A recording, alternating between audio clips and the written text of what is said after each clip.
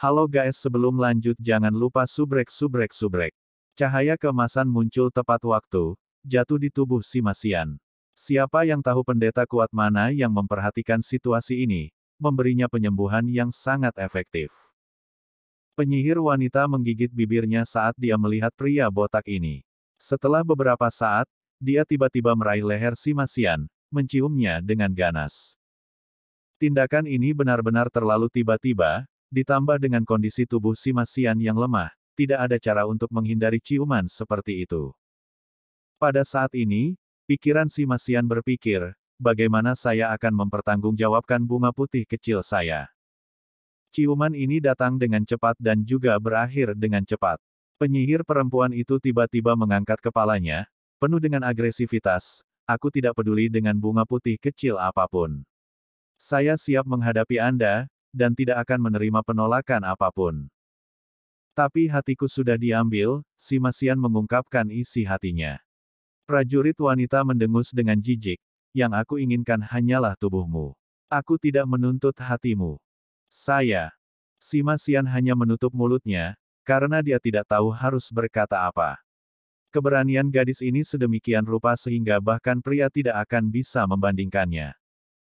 Pada kenyataannya, penampilan luarnya lugas, tetapi sangat lembut di dalam. Dia bisa merasakan beberapa pemikiran di hati penyihir wanita ini. Di balik penampilannya yang pemberani sebenarnya tersembunyi getaran hebat dan ketakutan akan perang. Dia hanya dengan sungguh-sungguh mencari seseorang untuk diandalkan. Perang kacau ini, sungguh perang yang kacau. Melihat ekspresi si Masian, penyihir wanita itu perlahan-lahan menjadi tenang, bersandar padanya, dan menggumamkan kata-kata, maaf. Si Masian mengangkat tangannya, memeluk bahunya, bukan apa-apa. Kaulah yang mendapat lebih buruk dari itu. Masa lalu adalah masa lalu. Menyadari bahwa matanya agak basah, dia tiba-tiba menoleh, dan menatapnya, jika bunga putih kecilmu tidak menginginkanmu, bagaimana kalau membiarkanku menikahimu? Saya serius. Setidaknya kamu adalah pria yang kuat. Si Masian tetap diam, tangannya mengeluarkan kilatan. Beberapa perkamen muncul di tangannya. Seketika, matanya menjadi basah. Penyihir wanita tidak berbicara lebih jauh. Ketika dia melihat si Masian menatap lekat-lekat pada perkamen ini, dia mengerti bahwa dia tidak akan pernah bisa mendapatkan hati pria ini. Si Masian dengan hati-hati membuka perkamen satu demi satu. Mereka berjumlah 4 orang, masing-masing terpelihara dengan sangat baik, tanpa kerusakan apapun. Pada yang pertama tertulis, kamu tahu betul bahwa aku tidak mau kamu memanggilku bunga murni kecil, jadi mengapa kamu terus melakukan ini?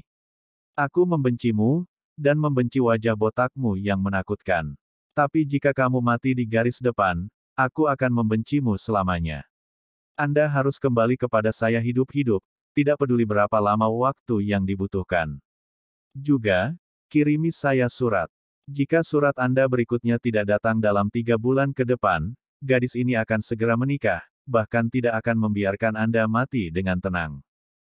Si Masian masih ingat dengan jelas perasaan campur aduk yang berkecamuk di hatinya saat dia membuka surat pertama.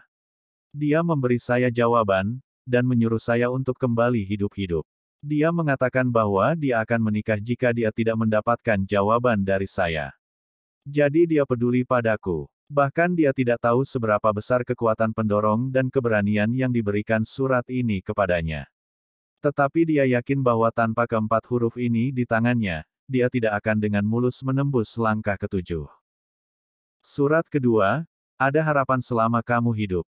Benar, surat kedua hanya berisi kata-kata sederhana itu, karena pada saat si Masian memberikan bunga putih kecil itu, respons, apakah karena kamu menyukaiku sehingga kamu begitu peduli padaku?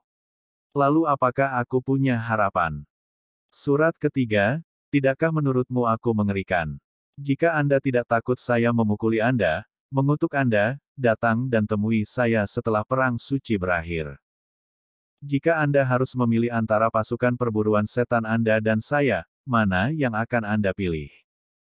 Pada saat surat ketiga datang, si Masian terjerat untuk waktu yang lama. Suasana hati aslinya yang baik benar-benar terbalik dengan marah. Saat itu, Penampilannya di medan perang sangat sengit. Jawaban yang dia berikan kepada Feng Linger terdiri dari beberapa kata, pasukan perburuan iblis. Benar, dia menyukai Feng Linger. Itu adalah cinta pada pandangan pertama, cinta yang melampaui penebusan. Tapi perasaan suka ini tidak bisa menggoyahkan keyakinannya. Surat keempat Feng Linger datang dengan sangat cepat, saya menemukan bahwa saya benar-benar mulai menyukai Anda. Itu karena saya suka pria yang gigih. Latih otot Anda dengan kuat, dan jangan berani mempermainkan orang lain. Maka mungkin setelah hari-hari ini berlalu, aku akan datang dan mengunjungimu. Selama kamu masih hidup, kamu memiliki harapan untuk memilikiku di sisimu. Pas gunung pengusir setan, kuil pembunuh. Ding! Sosok yang gesit berbelok di udara, melayang di atas tanah. Pada saat kakinya mendarat di tanah, itu tidak terlihat stabil, sebenarnya terhuyung-huyung beberapa kali sebelum nyaris tidak berdiri kokoh. Menyapu sabit besar di tangannya, itu mengarah ke area kosong di depan. Ding! Suara renyah lain datang. Hanya saja, kali ini terdengar lebih panjang. Seluruh tubuh Cair bergetar, dan sabit di tangannya ditolak, dia terhuyung-huyung dan jatuh ke tanah. Sinar cahaya dingin muncul di depannya tanpa suara, menunjuk ke tenggorokannya, menyebabkan kulitnya sedikit bergetar. Sinar dingin menghilang dan suara tua terdengar, bagus sekali. Untuk bisa menahan setengah jam melawan seranganku, sampai energi spiritualmu yang habis membuatmu tidak bisa terus melawan, teknik bertarungmu sudah berada di puncak kuil asasin dalam langkah ketujuh. Cair berdiri dengan dukungan tangannya, dengan dahinya menetes deras. Seolah membuat ulah, dia menyatakan kepada Seng Yue, kakek buyut, tidakkah kamu menganggapnya terlalu serius? Aku sangat lelah. Setelah ini, dia pergi untuk mengambil sabit besar yang jatuh ke samping. Ini jelas bukan sabit dewa kematian miliknya, tetapi sabit logam dengan ukuran yang sama. Lagi pula, ketika mengendalikan sabit dewa kematian, Cair hampir tidak bisa mengendalikan kekuatannya dan sangat mungkin tidak bisa menghentikan kekuatannya. Seng Yue menggelengkan kepalanya. Cair menatapnya dengan keraguan, kakek buyut, ada apa denganmu? Bukankah kamu baru saja memujiku karena belajar dengan cepat dan memiliki teknik yang hebat? Seng Yue tersenyum tipis, berjalan di depannya dan membelai kepalanya, kekuatanmu saat ini cukup bagus. Tapi Anda kekurangan sesuatu yang diperlukan untuk seorang pembunuh. Apa itu? Roh pembunuh. Cair terkejut, lalu, bagaimana saya bisa melatih roh pembunuh saya? Seng Yue menjawab, semangat pembunuh seorang pembunuh terukir di tulangnya, dibudidayakan dari pelatihan sejak kecil. Setelah kehilangan ingatan masa lalu Anda kehilangan semangat pembunuh asli Anda. Dalam pertempuran, waktu terbaik bagi seorang pembunuh untuk bersinar adalah ketika dia langsung meledak dengan roh pembunuh terkuatnya, memanfaatkan kemampuan ofensifnya untuk menimbulkan kerusakan serius pada musuh dalam sekejap. Cair menghentakkan kakinya ke tanah, kalau begitu, belum terlambat bagiku untuk mempelajari itu. Tapi Anda tidak membiarkan saya bergabung dengan medan perang, dan membunuh musuh. Bagaimana saya bisa melatih naluri membunuh saya? Dalam pikiran Seng Yue muncul pikiran yang bertentangan. Dengan desahan ringan, dia menjawab, saya tidak punya pilihan lain. Awalnya, ketika Anda masih sangat muda, saya telah mengirim Anda untuk berlatih di depan belati samsara. Saat itu aku sangat keras dan bertekad, terlepas dari semua permohonan dari orang tuamu. Tapi seiring berjalannya waktu, meskipun Anda telah kehilangan semangat membunuh Anda dengan kehilangan ingatan Anda datang untuk mendapatkan kembali kepolosan masa kecil Anda dan kenangan indah Anda. Kakek buyutmu benar-benar tidak tahan melihatmu kembali ke dirimu yang dulu. Akan sangat bagus jika kita tidak berperang. Aku hanya berharap kamu tetap bahagia selamanya seperti ini. Cair membuka matanya lebar-lebar, tapi bukankah kamu mengatakan bahwa aku adalah putri suci samsara, yang harus menanggung misi yang akan datang? Dan aku harus melindungi Hao Shen. Dalam 1 tahun, dia tidak berpikir untuk mengunjungi saya. Betulkah? Seng Yue mengungkapkan senyum tipis, gadis bodoh, kamu tidak mungkin menyalahkan ini padanya. Anak ini, Hao Shen, memikul beban yang jauh lebih besar darimu. Dan tekanan di pundaknya jauh lebih besar darimu. Jika Anda menginginkan kesejahteraannya, Anda harus menjadi istri yang baik di masa depan untuknya. Saya percaya bahwa selama Anda berdua diberi waktu yang cukup, mengingat bakat Anda pasti akan memerintahkan serangan balik umat manusia terhadap iblis sebelum terlalu lama. Mata Chair menjadi hitam pekat. Tahun ini, dia mencoba entah berapa kali, sangat sulit untuk mendapatkan kembali ingatannya.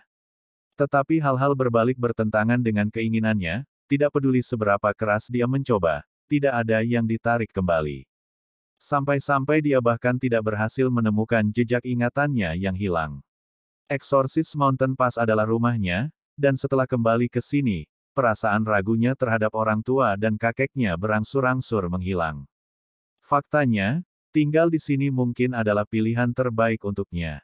Kecuali karena tidak dapat bertemu dengan Long Hao Shen, tahun lalu ini penuh dengan kenangan indah untuknya. Tidak hanya dia sepenuhnya memulihkan kekuatan masa lalunya, dan kultivasinya membuat kemajuan luar biasa, energi spiritual internalnya sudah melampaui 20.000 unit, membuat kemajuan cepat menuju langkah ke-8. Kakek buyut, ayo lakukan sekali lagi. Bahkan jika roh pembunuhku tidak mencukupi, memiliki kekuatan yang cukup akan mencapai hasil yang sama. Juga, masalah roh pembunuh dapat diselesaikan melalui sabit dewa kematianku. Setiap kali saya menggunakannya, saya merasa diri saya menjadi orang lain, sesuatu yang lain, dan semua ketakutan saya secara alami akan hilang. Seng Yue dengan tenang menggelengkan kepalanya, jangan terburu-buru. Pulihkan energi spiritual Anda terlebih dahulu. Chair, beberapa saat kemudian, saya khawatir Anda benar-benar harus melangkah di medan perang, meskipun kakek buyut Anda akan tetap berada di sisi Anda. Apakah kamu mau? Jika tidak, kakek buyut tidak akan memaksa Anda. Tetapi jika Anda ingin membantu Long Hao Shen di masa depan, itulah satu-satunya pilihan yang tersisa untuk Anda. Chair menjawab tanpa ragu-ragu, kakek buyut, saya bersedia. Aku ingin membantunya. Seng Yue menepuknya sekali lagi, penuh kasih sayang yang lembut. Dia masih terjerat dalam berbagai emosi, seolah-olah perilaku Chair yang sangat dingin dan acuh tak acuh terhadapnya bahkan lebih sulit untuk ditanggung. Kuil Ksatria, jalur gunung penentang naga. Dengan kilatan cahaya keemasan, Long Hao Shen melangkah keluar, dan cahaya ilusi di sekitarnya menghilang sepenuhnya. Akhirnya, dia kembali ke dunia nyata sekali lagi. Akhirnya keluar dari gua ilusi, bahkan dia tidak tahu berapa lama total waktu berlalu sejak dia memasuki gua ilusi. Tetapi setelah kembali ke dunia nyata, dia memiliki semacam perasaan baru, seolah-olah dia baru saja dilahirkan kembali di bawah lembaran baru. Esensi cahaya lembut berdenyut riang di sekelilingnya. Perubahan di Long Hao Shen memang hebat. Dia tumbuh jauh lebih tinggi, bahunya lebih lebar. Tapi dia tidak berubah menjadi sangat kuat, masih memberikan perasaan yang sangat lembut dan harmonis. Baik itu wajahnya atau garis-garis yang dilacak oleh otot-ototnya, keduanya seolah lahir dari surga. Rambut emasnya yang panjang menutupi kedua sisi wajahnya, dan tampangnya yang tampan serta penampilannya yang suci membuatnya sedemikian rupa sehingga hanya dengan berdiri dia akan mengeluarkan penampilan seperti dewa laut yang disapu angin. Matanya seperti dua kristal emas, keduanya diwarnai dengan warna emas yang cemerlang. Tapi tatapannya sangat damai, ketika menatapnya, tanpa sadar seseorang tidak akan berani terus menatap lurus ke arahnya.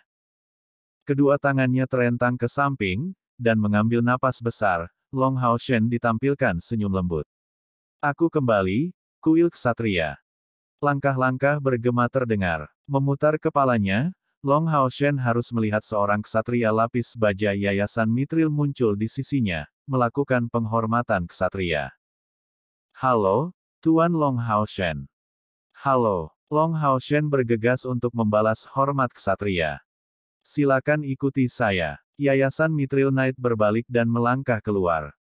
Di bawah kepemimpinannya, Long Hao Shen kembali ke kamar tempat dia tinggal ketika dia kembali ke markas kuil ksatria. Silakan tunggu beberapa saat. Baginda Templehead menginstruksikan saya untuk memanggil Anda saat Anda keluar. Saya juga akan memberitahu ibumu. Oke, terima kasih.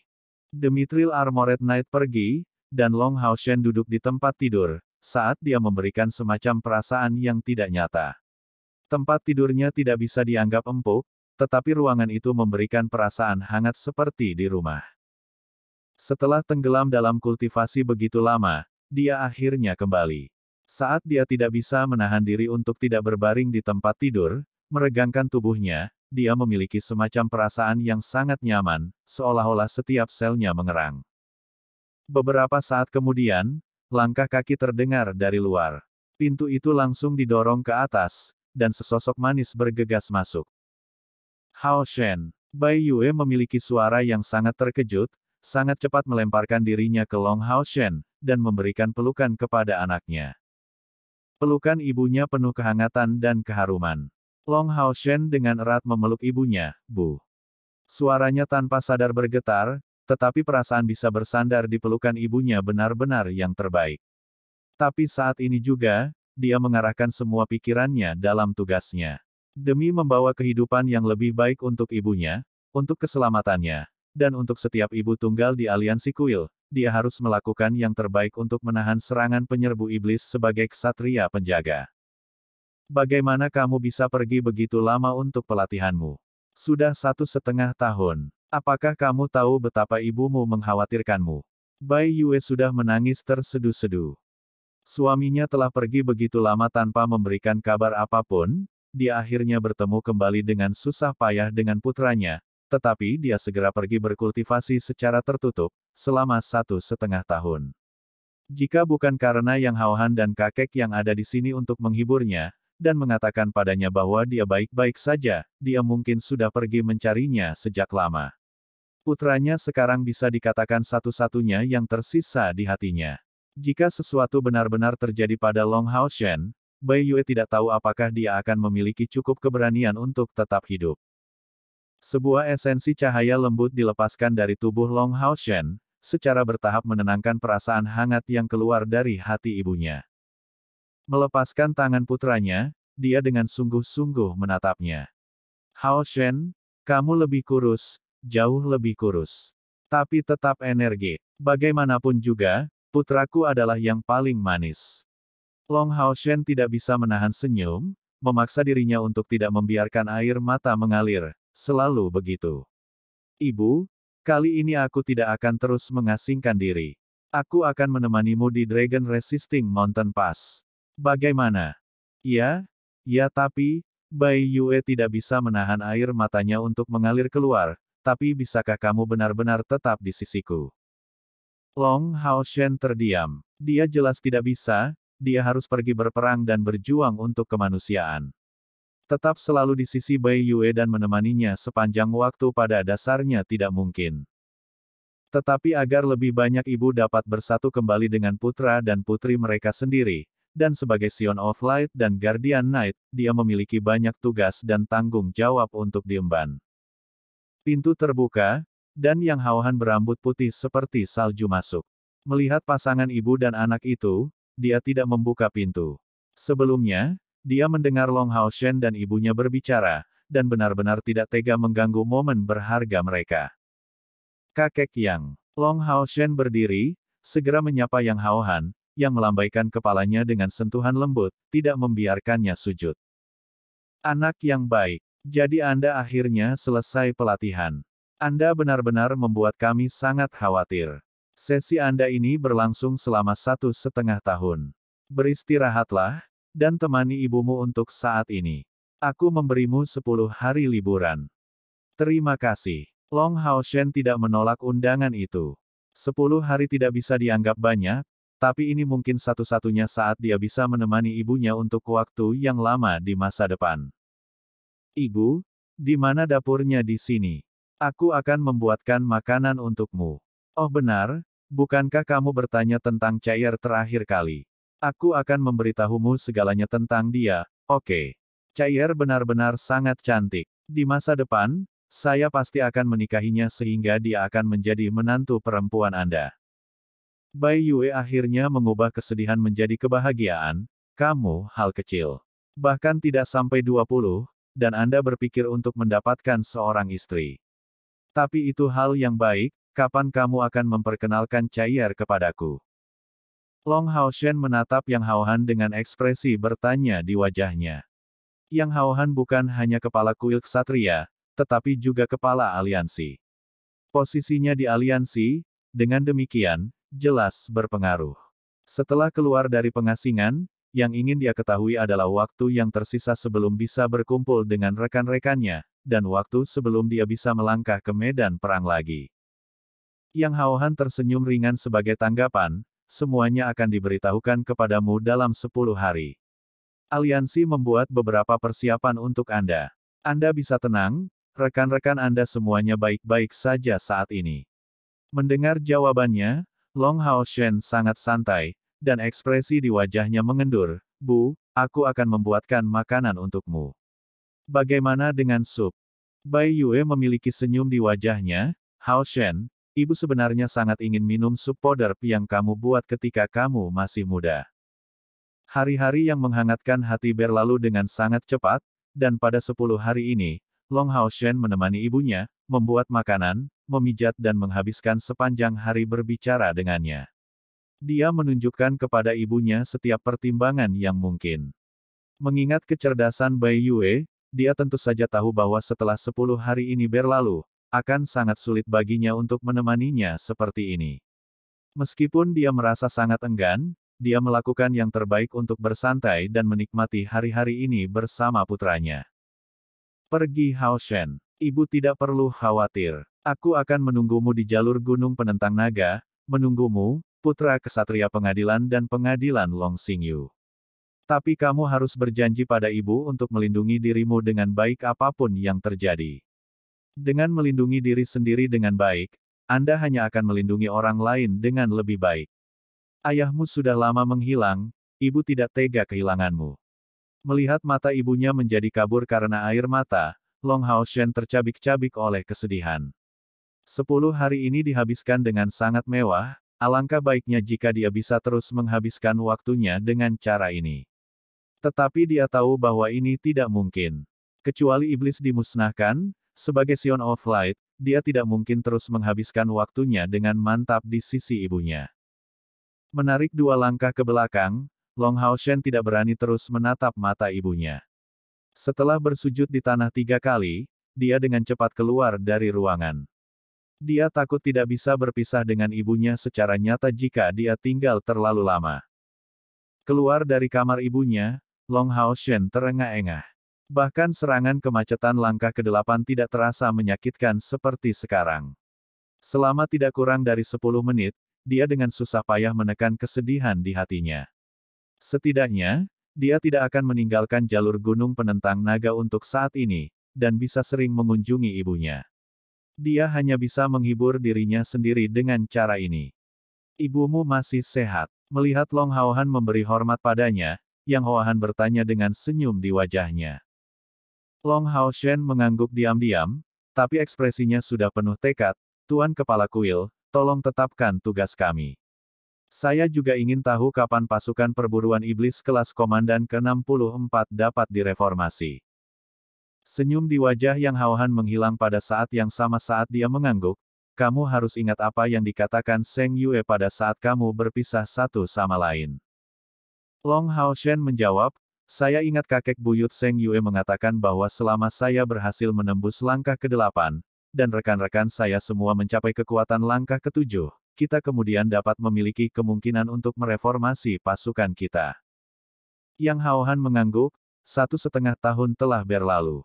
Terlepas dari apakah Kaisar Dewa Iblis menggunakan Anda sebagai dalih untuk memulai perang suci ini, itu masih berlangsung, dan Kaisar Dewa Iblis belum mengirim pembangkit tenaga listrik untuk mencari jejak Anda. Oleh karena itu, dalam beberapa hal, prasyarat untuk tim Anda untuk direformasi sudah terpenuhi. Betulkah? Long Haoshen sangat gembira mendengar berita ini. Semua rekannya berusaha keras demi mereformasi tim. Sebagai kapten mereka, rasa hausnya akan hal itu lebih besar dari siapapun. Setelah 1,5 tahun pelatihan damai, pikirannya menjadi damai, tetapi rasa haus di dalam dirinya tidak berkurang sedikitpun. Tapi bukan itu saja, jangan terburu-buru. Yang Haohan menatap Long Haoshen dengan tatapan tajam.